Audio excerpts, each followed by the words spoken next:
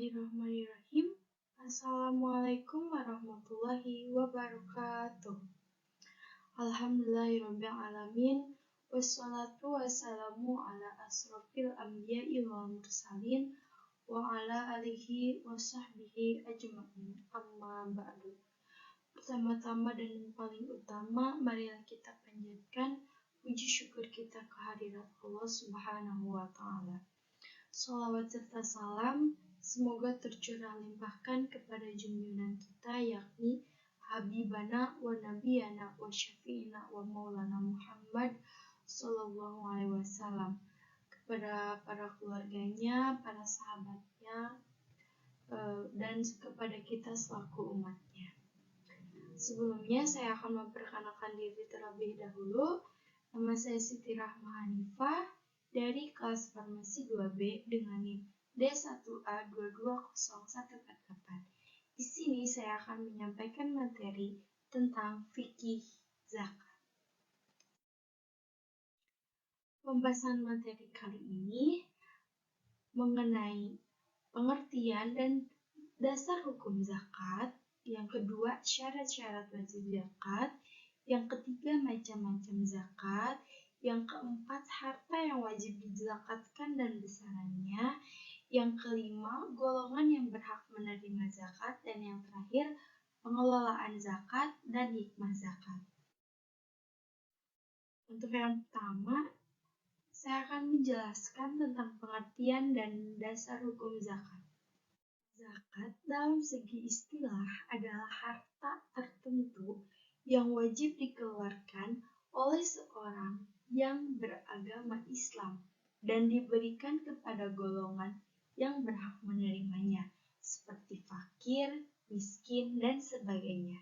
Zakat dari segi bahasa berarti bersih, suci, subur, berkat, dan berkembang. Menurut ketentuan yang telah ditetapkan oleh syariat Islam, zakat merupakan rukun keempat dari rukun Islam. Zakat menurut istilah agama Islam artinya kadar yang tertentu yang diberikan kepada yang berhak menerimanya. Dengan beberapa syarat, zakat memiliki aturan yang jelas mengenai harta apa yang harus dizakatkan, batasan harta yang terkena zakat, demikian juga cara perhitungannya. Bahkan, siapa yang boleh menerima zakat pun telah diatur oleh Allah Subhanahu wa Ta'ala dan Rasul-Nya. Lalu di sini ada syarat-syarat wajib zakat. Yang pertama tentu Islam, yang kedua merdeka, yang ketiga berakal dan baligh, yang keempat dimiliki secara sempurna atau milik sendiri, dan yang kelima mencapai haul dan nisab. Lalu ada macam-macam zakat. Zakat ada dua macam, yaitu ada zakat fitrah dan zakat mal. Berikut penjelasannya. Zakat fitrah. Zakat fitrah menurut bahasa berarti bersih atau suci.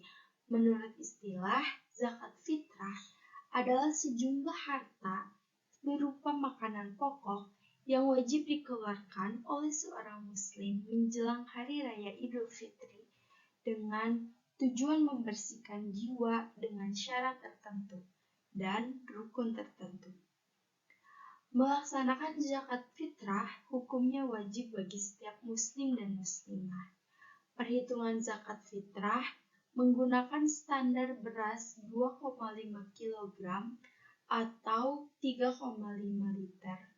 Dan jika kita ingin mengganti beras dengan uang, maka dengan cara mengalihkan ketetapan beras tersebut dengan harga beras di masing-masing wilayah. Selanjutnya ada zakat mal. Zakat mal menurut bahasa yaitu mal yang berarti harta. Sedangkan menurut istilah berarti mengeluarkan sebagian harta yang dimiliki seseorang karena sudah mencapai nisab. Nisab itu adalah batasan jumlah harta. Dan haul. Haul itu batasan waktu memiliki harta. Sesuai dengan ketentuan syariat Islam, jumlah yang harus dikeluarkan 2,5% dari total nilai aset yang tersimpan selama 1 tahun. Itu semua telah mencapai setara dengan 85 gram emas. Kecuali pertanian, dikeluarkan setiap panen dan mencapai nisab 653 kg beras atau 520 kg beras. Lalu, ini ada golongan yang berhak menerima zakat, atau yang sering kita sebut mustahik zakat. Untuk mustahik zakat ini ada 8, ada fakir, miskin, amil, mu'alaf, riqab, gorim, fisabilillah, dan ibnu sabil. Untuk fakir itu sendiri adalah orang yang tidak mempunyai harta dan pekerjaan untuk memenuhi kebutuhan hidupnya. Miskin yaitu orang yang mempunyai penghasilan tetapi tidak mencukupi kebutuhan hidupnya. Lalu ada amil. Amil adalah orang yang mengumpulkan, mengelola, dan membagikan zakat. Selanjutnya ada mu'alaf. Mu'alaf adalah orang yang baru masuk Islam. Riqab yaitu orang yang dirampas hak kebebasannya atau hamba sahaya. Lalu selanjutnya ada gorim. Gorim itu adalah orang yang terjerat hutang sedangkan mereka tidak mampu membayarnya. Fisabilillah yaitu orang yang berjuang di jalan Allah. Dan yang terakhir ibnu sabil yaitu orang yang sedang dalam perjalanan demi tugas agama. Lalu ada harta yang wajib dizakatkan. Ada emas, perak, uang, lalu ada binatang ternak, hasil ladang. Hasil ladang ini berupa pertanian atau buah-buahan, dan ada barang temuan atau yang sering disebut rikaz. Harta perniagaan. Perniagaan itu perdagangan. Lalu ada penghasilan. Nah, ini adalah besaran zakat yang harus dikeluarkan. Untuk emas, perak, dan uang. Emas sebesar 85 gram. Untuk perak sebesar 595 gram. Dan uang setara dengan emas yaitu 85 gram. Untuk binatang ternak, binatang itu harus sudah mencapai nisabnya. Nisab kambing, domba atau biri-biri 40 ekor. Nisab kerbau, sapi, dan kuda 30 ekor. Nah, kalau unggas, nisabnya itu tidak dihitung dengan berdasarkan jumlah, tetapi berdasarkan skala usaha atau setara dengan emas 85 gram.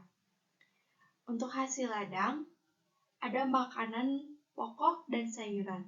Untuk makanan pokok sudah mencapai 653 kg beras. Untuk sayuran atau buah-buahan disesuaikan dengan harga nisab makanan pokok yang paling utama di negara tersebut. Lalu ada barang temuan.